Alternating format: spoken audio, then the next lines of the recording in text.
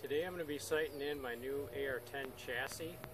Here in a little bit I'll kind of go over the gun with you. Typically my old chassis I was shooting pretty well around 1,000 yards. This one here, it's a little stiffer design. It is a Seekins chassis.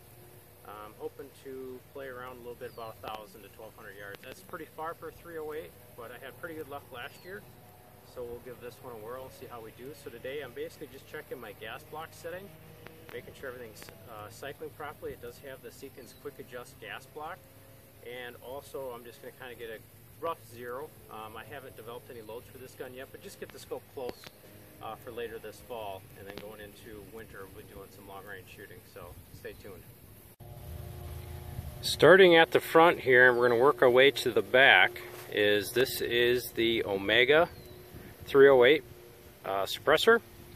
And I have the Seekins 16-inch 308 barrel in there, and then also I mentioned I have that Seekins quick adjust gas block, and if you look real closely there's a throw lever in there which is really nice, so if you're suppressed or unsuppressed you can just flip the lever back and forth if you can get a little screwdriver or something in there, hopefully not scratch your gun all up.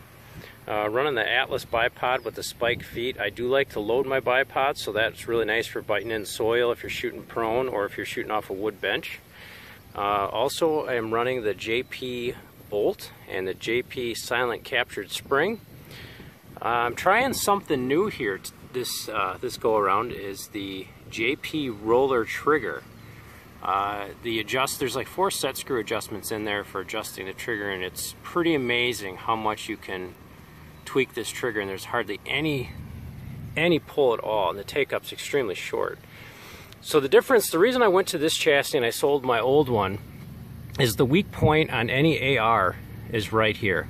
It's very thin, and your barrel nut clamps on here. So when I was loading my bipod, what was happening was the forearm was actually torquing down. It was actually torquing the barrel down at about 100 yards. I was deflecting about inch and a half just by loading my bipod versus not loaded. So how this is different is this chassis here is extremely thick.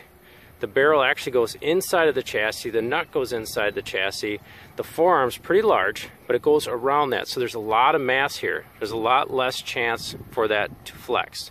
It's more like a bolt action rifle, more of a chassis rifle. Great design. Also, the bottom of this forearm is flat, so if you were to shoot off any sort of a surface, hard surface, you don't have to worry about your rifle rolling on you. Some of the parts that I kept from the last build was basically the grip, the stock, charging handle, scope's the same. The other thing I did go to, because I'm trying to shoot pretty far, is I have a set of Barrett rings. If you pull this back pin and you move it forward 1 notch, you can adjust the MOA of the scope between 10 and 40 MOA. So I have it set in the 40 position, so we're going to get a rough zero. I have my top cap off right now. We're just going to take a quick shot here about 30 yards and then a shot back there at 100 and see how it goes.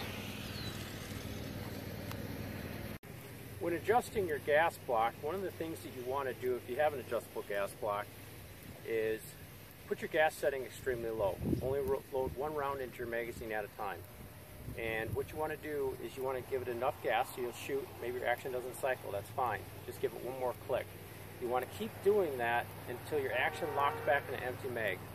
And then to be safe, because you will have fouling if you shoot a lot of shots, give it 1 more click.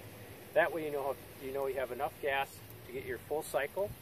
It'll lock back in your empty mag, and then if you have dirty conditions, it will keep running. So that's kind of what I did before. I have 1 round in the mag right now. I'm just going to check again just to make sure it is locking back in an empty mag. I'm going to take a shot here about 30 yards, just kind of see where the scope's setting.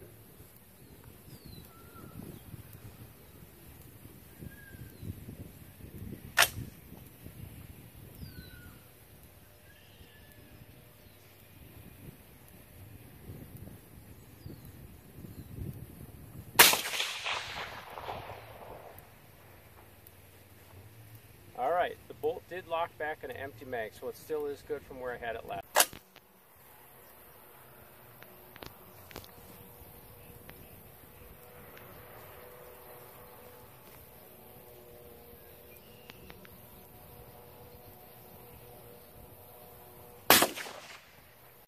Now that I have it pretty close at 30 yards, we're going to go out to 100 yards. I typically sight in most of my guns dead on at 100, then I just go holdovers from there. So I'm going to shoot a 3-shot string. Typically I would shoot 5-shot strings, but these aren't the loads I'm actually going to eventually use in the gun. I'm just trying to get the scope close.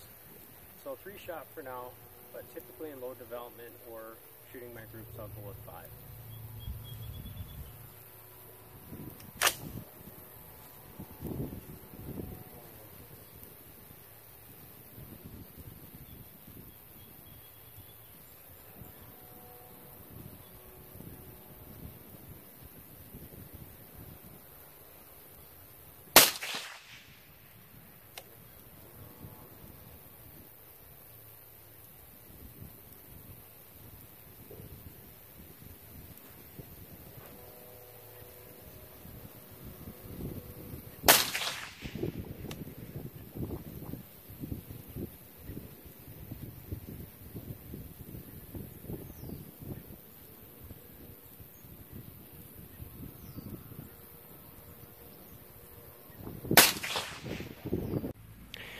So at 100 yards, I did get all 3 into the black. It's kind of a horizontal string. And like I said too, these aren't the loads I'm going to use for this gun. These were the loads set up from my old rig. So these are probably, I don't know, I guess my thumb essentially could cover. It's not the best group, but it's not terrible. At least I know my scope is set up. So we'll go from there. At least I know I can start developing loads and I'll be able to print some groups here.